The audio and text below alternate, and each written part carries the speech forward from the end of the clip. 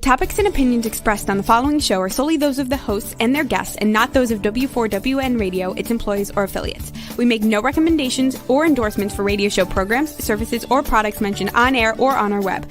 No liability, explicit or implied, shall be extended to W4WN Radio, its employees, or affiliates. Any questions or comments should be directed to those show hosts. Thank you for choosing W4WN Radio. Are you ready to take a journey? Let's connect with the healers of the world. It's that time. It's time for the Language of Healing on W4WN Radio and Talk 4 TV. Now here's your host, Dr. Nicole Fortin. Hello, everybody. Welcome to another episode on the Language of Healing. We are broadcasting live today on the Women for Women Network, W4WN.com, every Tuesday, 2 p.m. Eastern.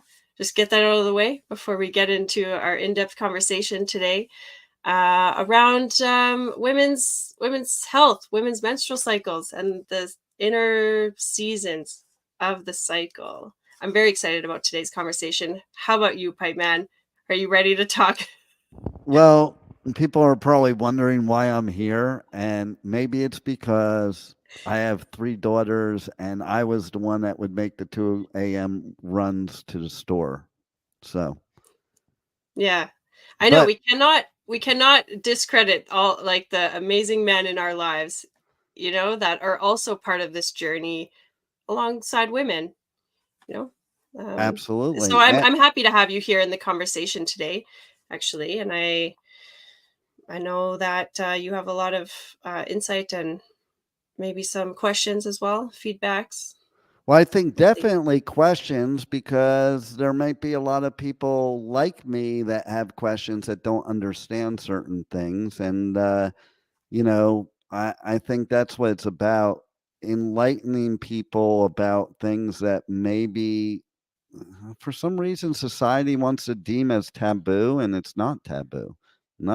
It's like real life, it's human life. And I think people need more of an understanding of all types of things to really be able to support and to, really, I would say, act accordingly is the best thing. Because if you don't understand something, no matter what it is, you may not act appropriately because you don't understand it. Just like a foreign language. Like you could say something in a foreign language, but not know what you're saying and insult somebody, as an example. Mm-hmm. So I think Yeah. it's important for everybody to be educated, informed, and I would say informed to the fact that I think a lot of people are misinformed. Yeah, I would say like women included, you know, and there's even someone going through, if we're talking about this topic around the menstrual cycle and women's health and bodies, there's still a lot of questions and a lot of, so that's also miscommunication opportunity number one is if, it's not well understood on an internal perspective, you don't necessarily know what to ask for or how to express that. So there's a lot of learning on both ends. And then, yeah, I mean, we're in the experience together. Just like globally, we share the world with a lot of different cultures and a lot of different people coming from different backgrounds. And part of the language of healing is being able to communicate in another way, and part of that is hearing someone else's story, listening and getting to know that aspect a little bit better will solve a lot of problems. Well, so I have a Absolutely. question in that realm, like you said, including women. So were there questions that you wish you had earlier in life that you got an answer to that later on in life you're like, oh, now I understand?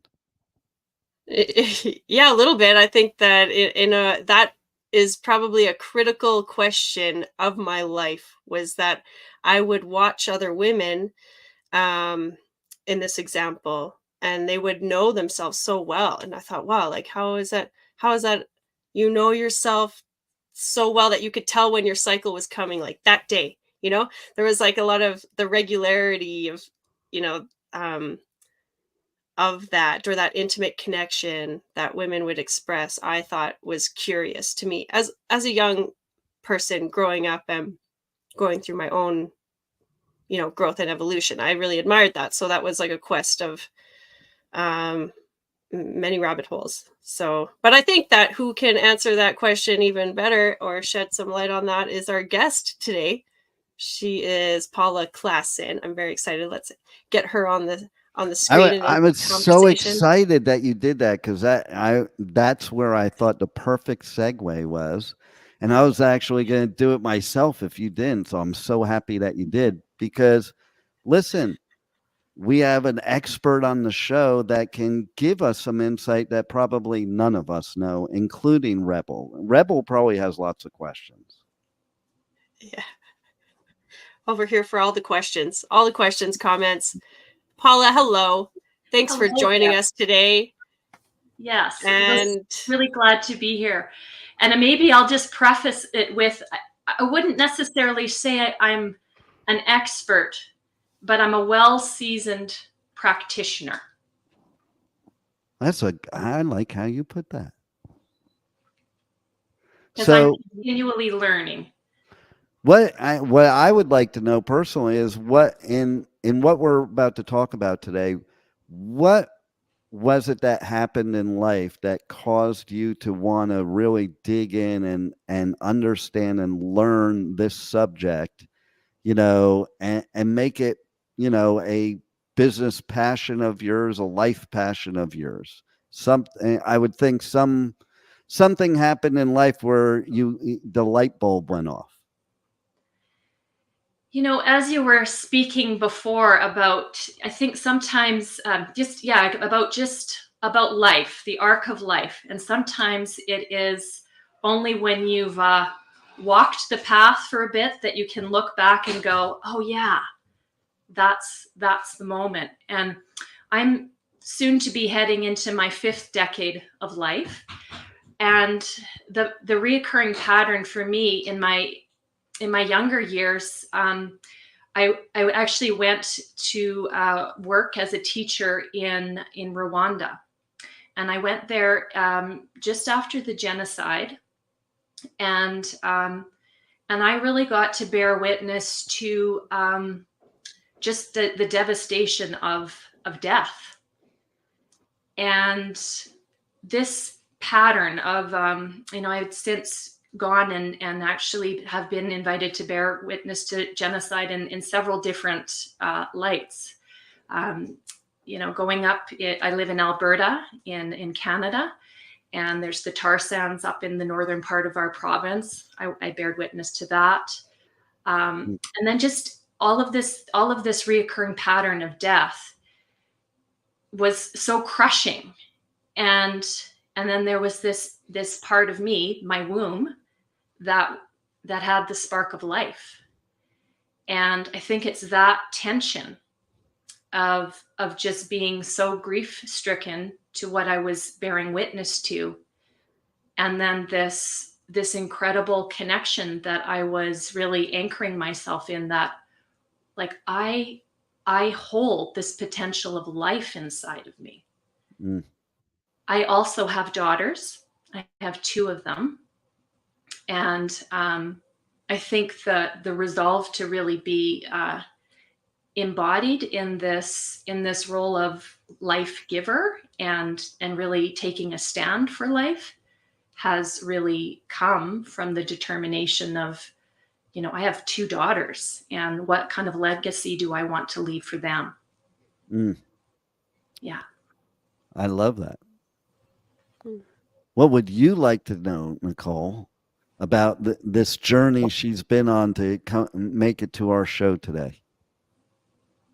well, I just can't help but think about or reflect on, in that moment about this real call for that feminine energy, that life-giving force, and I'm all about the duality. Studying Chinese medicine, everything stems from like the yin and the yang. It's like polarity is what creates that spark of life. It's the polarities that, if everything was just kind of neutral, that I mean, I don't know. Can you imagine a life of just neutrality? So the dynamics, I'm reminded of that when you're sharing that, because death and life and witnessing death or end of cycle, and being inspired by life inspires me. It's something that I really connect with, from even just working with newborns, newborn life, pregnant mothers, like women trying to, or, couples trying to conceive. I see that a lot in my daily practice. And then I also support people at their end stages of life. So, that whole realm, and just being curious about that. So, yeah, what do I want to know more about it? Well, I mean, I'm definitely curious to hear more about the inner seasons, because I'm very also interested in how we cycle through different stages. You call them a season. It could be a phase. It could be a stage. It's like a process. So I don't know if you want to jump in that. Pi I Manuel, want to you got jump in for a second, though, something to because say.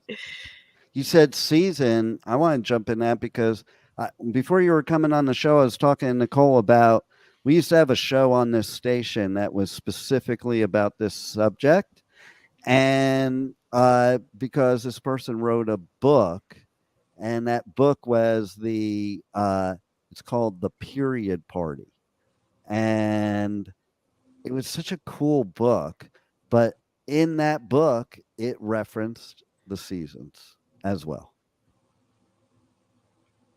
Beautiful. Well, yeah, if you would like, I could just dive in and share a little bit about the four seasons, give a little bit of the flavors as I experience them, and you can ask questions.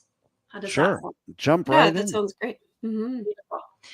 Yeah, so like even right now, like seasonally where we are, we're at the cusp of the summer solstice. The sun is shining brightly. I know it comes into my window at quarter to 5 in the morning, so I'm up early, and I think in modern culture here we are often enculturated to operate in one season, and it is primarily summer, that summer energy of go, go, go. And, this insistence on efficiency and getting things done quickly and things like that.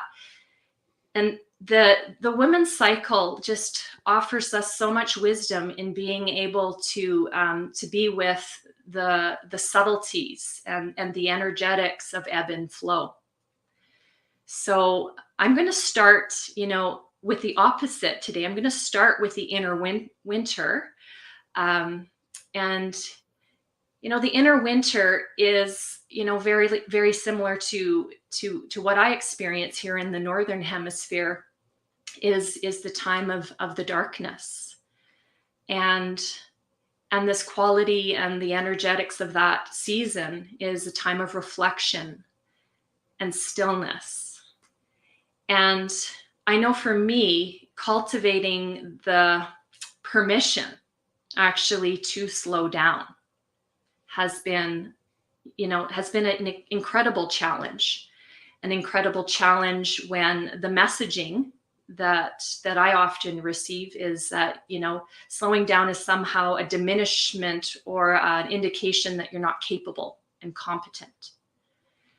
And I know that in this, sorry to jump in there, but just like the difference between like being lazy and taking the rest, just in our culture, society, we're so go action, or if you don't do that, then you're lazy, or like, that's where maybe like working with women or being a woman is like different, because you really have to honor that process in yourself, right? Like, anyways, sorry to cut you off there.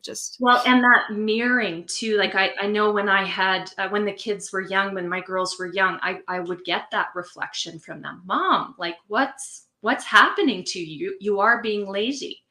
And this, and the guilt that I initially felt in hearing that. And then the opportunity that I had in my own family culture to start having these conversations about rest and, and modeling it first of all. And I do remember with my younger daughters at that time, I know that a couple cycles after the lazy comment, I had my other daughters say, "Mom, is this when we need to be gentle with you?" Mm-hmm. So that kind of, I mean, this is culture shifting. This is like Yeah. radical culture shifting that is happening in these moment to moment, everyday, mundane moments. So yes, that's, you know, the magic, a little snapshot of the magic of the inner winter.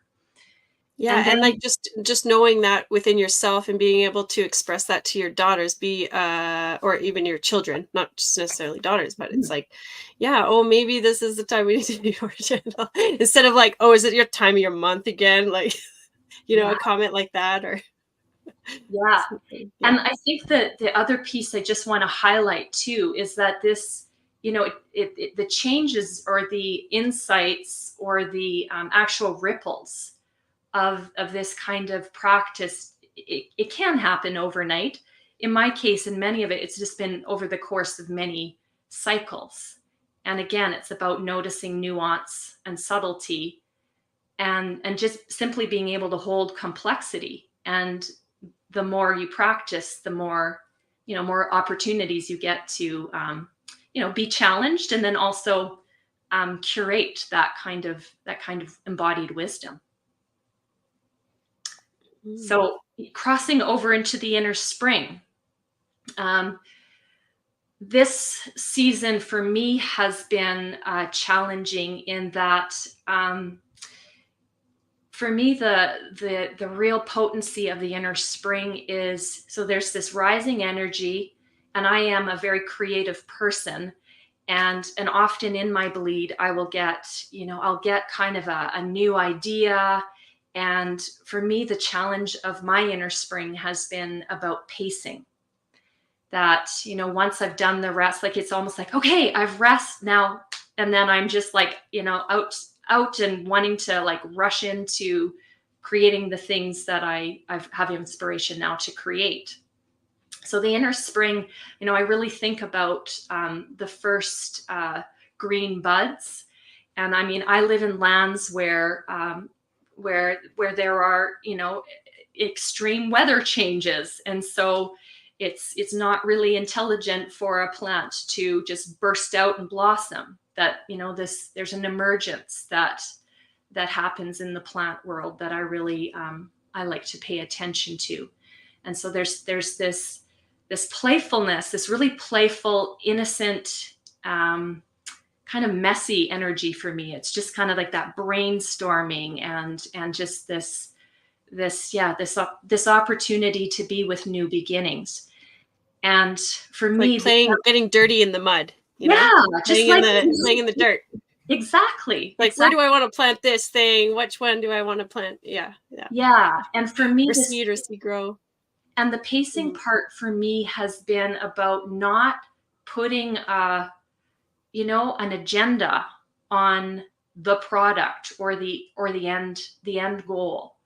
Not really, you know, not putting too much structure around it. So this time of the season, I love it for yes, just that, just simply taking pride in the play and the newness. Like it's such a beautiful energy to come into every month. Like that I can be new again. I can try something new. I can wobble. I can, you know, there's just so much there's just so much grace that can be offered if there's a willingness to be tender with that new vulnerability. I love that. Can I just jump in there, because I'm reminded of, you said at the beginning that you have a challenge with this, can have a challenge with this time of season. And in the cycle, spring energy brings like the winds of change, literally, you know, it's like, it can be quite strong energy. It's playful, it's fun, it's invigorating, it's inspirational. It's also a little hard to deal with, you know, hard to manage. You can be blown in many directions. If you're not tender with yourself, you can be really rigid. And what does a tree, it's like a tree being blown in the wind. It will just snap under pressure. You need to be a little bit flexible, and yeah, maybe that playfulness. So interesting. They lines up. Yeah. And so Nature. and the way that the way that I even go with my cycle in terms of days.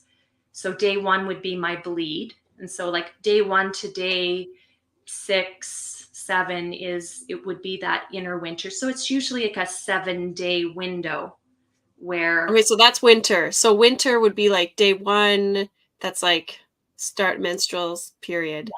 Exactly. Yeah. Yeah, and depending on then a how week later comes into the spring. Yes. Yeah. So day 7 to day 14 would be the inner spring. So you can see that there's kind of the arc of a week. And again, women's cycles fluctuate. Some women have longer or shorter cycles, but that's again the beauty of tracking this over time. And now I don't so much go on the chronology of the day. Like I can really feel those subtleties within myself. And it really has a lot to do just with just what I'm inspired to do and my energy level. And I'll feel those somatic subtleties. So I just know I'm shifting gears. And I think there's something, again, so beautiful in having that intimate relationship with yourself, and then how that can spill out into being super generous and compassionate with, being with people exactly where they're at.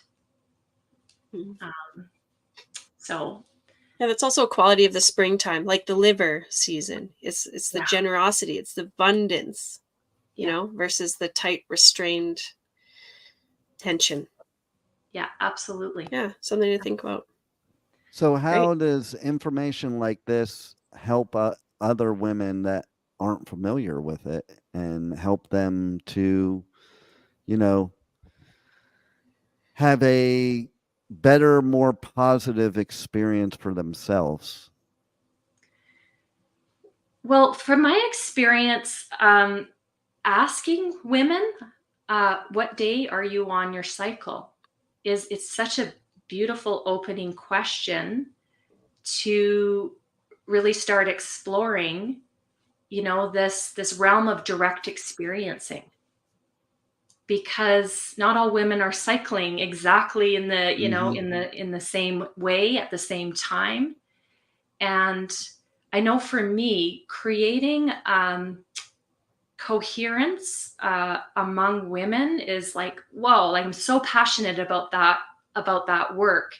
Because again, modern culture kind of has women kind of being distrustful of one another, and that, this kind of this distrust that often is kind of in the hidden background. Mm-hmm. And I know that the more that I have come together in this way, like cyclically with women, like the feedback we have given one another is this relaxing into, trusting exactly where we are and showing up exactly as we are. And in showing up exactly as we are, I know especially in group situations, what I've experienced is the synergy of like having for example, being the menstruator, and then, having a colleague be ovulating, and again, that functional polarity that isn't battling or isn't in competition with, but it's actually enhancing like a full spectrum intelligence. And I just think that this is so exciting to imagine that, we could come together in that way, and I'm even thinking like with athletics. In one of my working groups, she's a basketball coach, and, so like working like that as a team, and again, not insisting on being one thing for like that the team, there can be that variance, and that again, the synergy creates something that we can't really access individually or acting in individualistic ways. So I offer that to contemplate. I love that vision. I think that's so inspiring. The functional polarity, you said that. And Yeah. speaking of the intelligence of that, like, whoa, wouldn't that be quite the thing? Yeah, like I'm just thinking of, some cultures that really celebrate women, like the red tent, or the period party, or like Yeah. these things that are celebratory and, honoring that intelligence of that. But I think that would be, that's a great way to use that to your advantage. Mm-hmm. Yeah. Hi, man, that's a great question. Well, thanks. And since you mentioned the period party, that was one of the things, is the whole concept of taking girls when it first happens to them and creating a positive, good memorable experience instead of a negative one. Absolutely. I know in my vision, I do see that too. Like, what would it be like to be welcomed in? Right? That just to have a group of initiated women who are so anchored in their own cycle and comfortable in the diversity of a a vibrant, like that, where everybody in that circle is allowed to be fully who they are and as they are, and to be welcomed into that kind of vibrancy. Because I And know, love that wording, welcomed in, though, because that's yes, usually, when done the wrong way, it's the exact opposite feeling. yes, and this is the thing that I have been able to do in my own journey, because there's a lot of grief in how it could have been and how it wasn't for me. I wasn't welcomed in. So when I was 43, I gathered in my aunts and cousins, and I said, could we do this? And I know, like, I created a ceremony, a menarche ceremony, so a first bleed ceremony, and we came together and we did this, and it was awkward and we fumbled, and it was beautiful. It was Can absolutely you tell beautiful. us a little bit about this? Because I'm sure people are listening, they're kind of thinking, well, what was that all about, and how would it benefit, and what's great about it? Yeah, I mean, yeah, for me it was yeah, like just this longing to remedy somehow what I wasn't given as a young woman. And it wasn't about blaming anybody. It was really from this longing of Mm-hmm. wanting and actually seeing evidence of how this almost wound of not being welcomed in was playing out again and again in my life, in terms of just not asking for the things that I wanted, or or holding back in showing myself. So it was this really tender asking, and I feel to this day just so much joy that it's not even so much what happened. I did a giveaway, actually. I gave away many of my special items. I did a giveaway, and I gifted each woman who was present. And then it's not so much even that what was given, the material things, it was what was said. Sure. It was the vulnerability, like a very springtime a very springtime event happened in being able to reclaim something that didn't happen. And at that point, I'm closer to menopause than I was to my menarche, and something happened.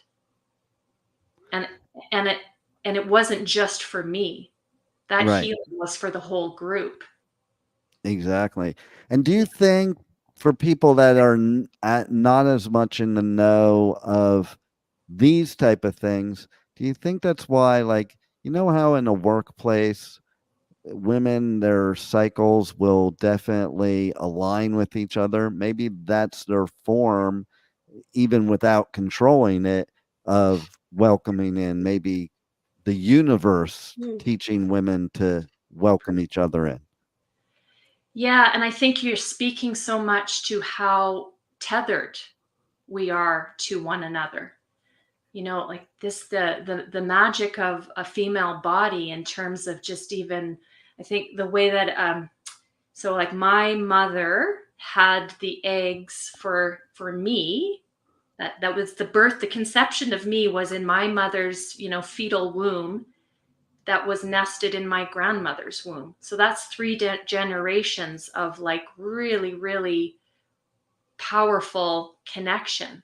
And so our bodies, it's in our bodies to support one another. And I just love that we have this invitation in our own cycling to come back home to ourselves and to find our way back to one another. And I think once we do that, and once we learn to come in cohesion together as women, I mean, I think that's where the magic happens with our, you know, the men in our life, our children, that we can really be powerful spokespeople on behalf of life. And I just like to think, even what you were saying in your introduction about having daughters and wanting to understand. So when you understand as a man, then you can be so able to respond in a way that really acts in accordance with life. Because we really don't understand right now. We're longing for these patterns that bring us into sync with life. Yeah. And we really don't understand because we're not living it. We're not walking in your shoes. So, you know, I think it's important for all men to be able to be described as close as possible what it is like, because then maybe a lot of men wouldn't, you know, discount it so much and like poo-poo it if they understood. Because, I mean, let's be honest, I don't know many men that would want to have to go through that, what women have to go through. Mm-hmm. You know, so maybe they should walk in your shoes for a few. And I think what I hear too is this longing to understand a little bit about the mystery, because it's just so completely foreign. And I mean, and the numbness bar for men has been amped up so much too. And I think as that numbness bar comes down and the awakening is happening, men want direction on how to be responsive and sensitive in ways that that again are in alignment to life. And we all want to thrive. We all want to come so true. Yeah.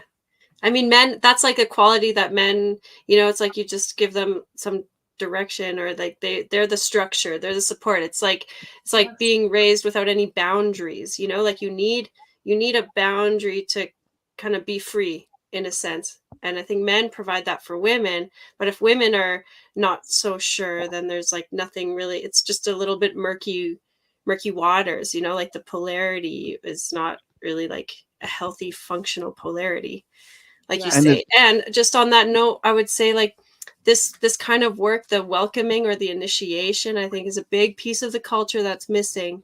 And then it's breeds this not healthy relationships amongst women.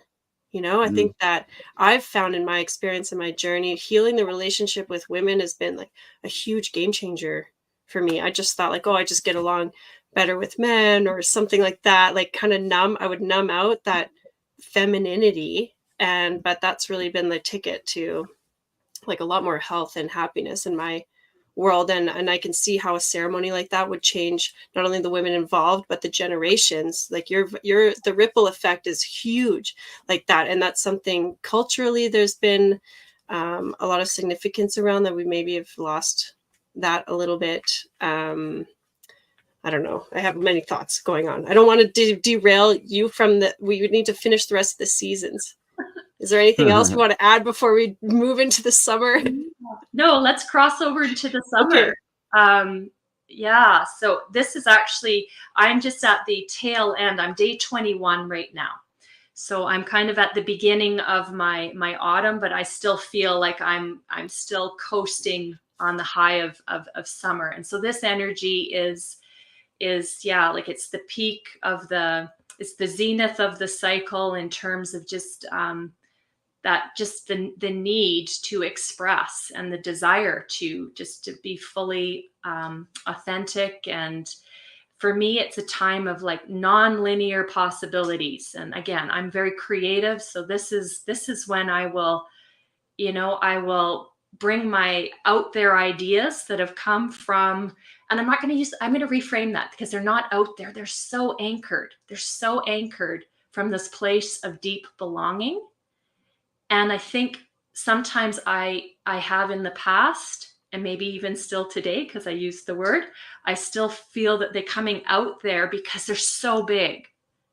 I'm just like, whoa, like this possibility of being able to swell and become bigger, and this overflow that happens during my inner summer is just something that, again, has been a journey of many cycles of, not daring to, and then being able to source more courage. And now it just happens a lot more fluidly, that overflow. And so there's lots of generosity in terms of being available, for other people at this time.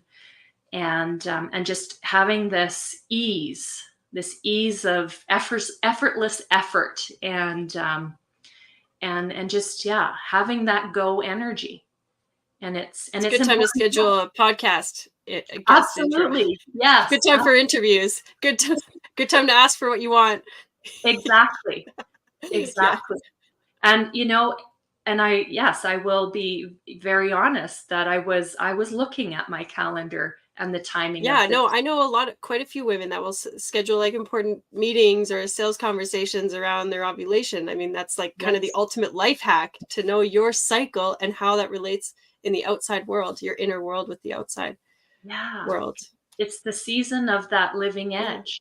It's the season of being able to really go for it.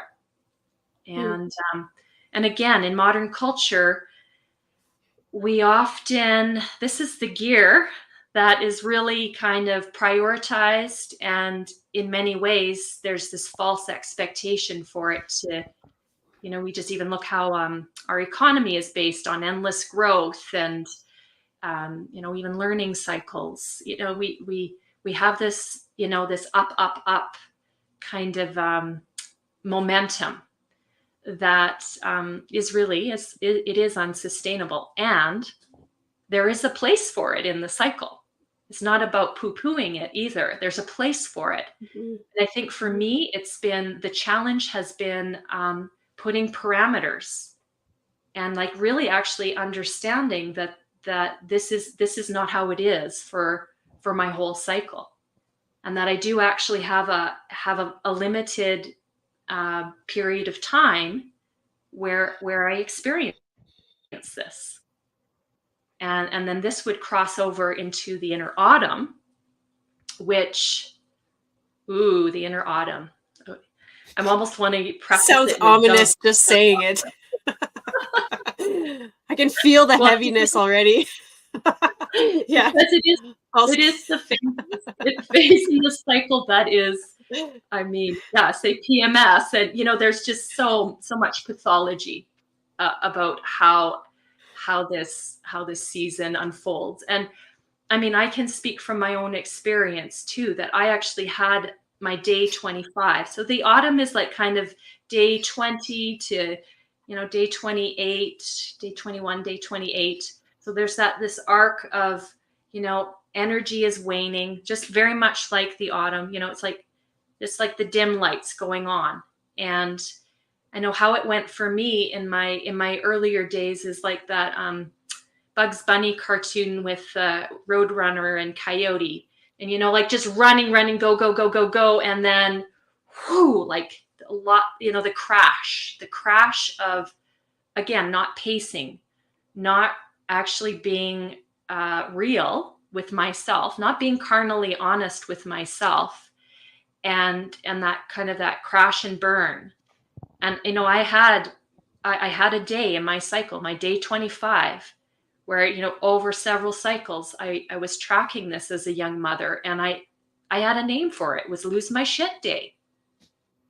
I would lose my shit, and I really feel for my close loved ones, because the lashing out would often happen, would happen towards them. And, or it would be complete migraine or something like that. So I had, again, this feedback that my cycle was giving me. And what I've learned from this practice too is the more that you pay attention, the more, the more things that are like, they're invitations to either really listen to or disregard. And so my day 25s for a while got pretty loud. And I would go into these, what I would call these shame cycles of, asking myself, what's wrong with me? Why am I acting like this? Why am I behaving? There's something wrong with me. And again, the grace of the cycle is that, you get to go through it all again, go into the winter, the rest, the new beginning, and try something different. And then hearing my daughter say, is this the time we need to be gentle with you? Okay, well, maybe this round, I have to be gentle with myself, and then, for me, it really started with blocking that time off in my calendar, like really not doing a lot of external, like my external focus got I really learned to stay close to myself. And again, like being closer to menopause, I haven't gone through that change yet, but now I understand that I'm most likely, like the inner autumn is like, this is the magic of it is once I learned to establish ground here, like this is where I'm like in the like bare bones, truth telling, willing to take a stand for the things that I love the most. Like it's a time of great exposure. Exposure like to my own wounding and all of the, I think for me, it's like really when I'm sourcing the essence of what makes me human. Mm-hmm. And, coming full circle to what I shared at the beginning with genocide, like death, mass death being such a big theme in my early years. Like I really see this in especially here in North America, like we have such a fear of endings and death and change. And in many ways that avoidance is the cause of where we've numbed out and we're not taking care of life, and we are causing a lot of death. True. So in really being so present with, for me, the inner autumn is really about this death energy of letting go, of just really being with just the bare bones. It's juicy work, and it really takes a lot of discipline, because I mean the inner summer is the coast. It's like, yeah, effortless effort, wee. And I mean the autumn is a descent, and the descent can be gentle. Unless you're as far north as you, then that winter is not that gentle. The plummet. Yes. Well, we can make our hearth fires. Yeah. I love you bring up so many great topics, Paula, and I think this is such an important conversation. And a lot of what you're saying really resonates with me and my observation or experience with the seasons and the phases of life. If we look at Chinese medicine is really based on Taoism or Confucianism, who are people that just observed nature and looked at outside nature, our inside nature, and how do the two like that cohesive relationship between them, or not cohesive. It could be like a damaging, destructive relationship as well. Ideally, the Tao means the way, right? It's like how to live in accordance with nature. So the more we tune in as women, or even as men, observing women or interacting with women, to be able to ask like, what season are you in? I would love to see a culture where that was like an appropriate question. I think it should be, I mean, it will open up a lot of conversations. But I can notice what you were saying about like the autumn as a deep reflective time, as opposed to the springtime, which is like that outward expression. So I really believe that taking care of each season is really important in having a supportive and healthy functioning season every time. For example, if in the winter time you're not resting and you're living like your best summer life, you're probably going to be tapping into some serious reserves. And then when summer comes back around, you don't have that bounce or that energy to take advantage of that natural. So that would just be one thing I would comment on and really noticed and loved that you brought to the conversation. Yeah. And I think we should maybe you should give out all your socials, website, all your promo stuff and all that.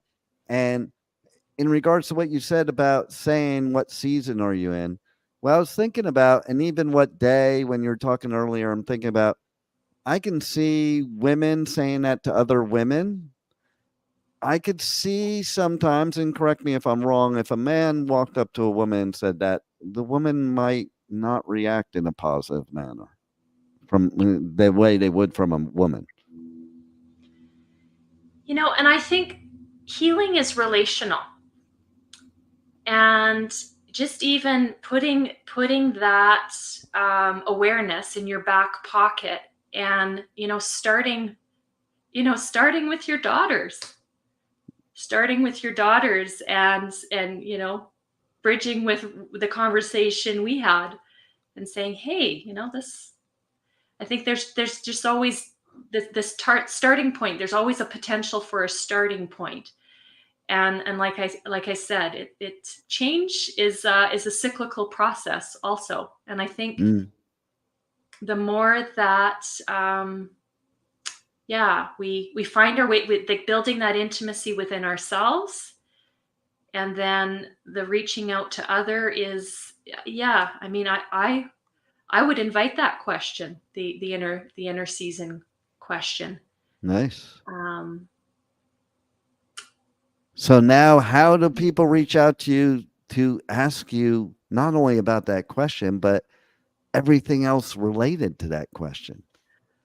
Well, yes, that question.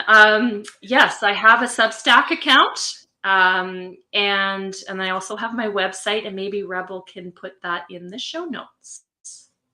And we have it scrolling below us. Yeah, scrolling. Beautiful. And it's also we've included your Substack, which is beautiful and great. I love how you are writing about this and really actively standing for this initiative and supporting women and men in this as well. Okay, find Paula Klassen at substack.com. Can you just spell out your name? Maybe that would be good for our radio listeners. Paula, Paula, Klassen, Klassen. Wonderful. Thanks so much for your time and for gracing us with your presence and insights. Beautiful. Yeah, I just released a menstrual musing today called From Losing It to Owning It, Alchemizing Premenstrual Rage. So I'm glad that's the energy of right now, there's a lot of anger. It's like, what do we do with this? Okay, let's talk about this next time. Tune Beautiful. in, The Language of Healing, every Tuesday, 2 p.m. Eastern Time, with myself, Nicole, and the amazing co-host, the Pipe Man, and our very special guest, Paula. Thank you so much. And Rebel, thank you for taking care of everything on the back end.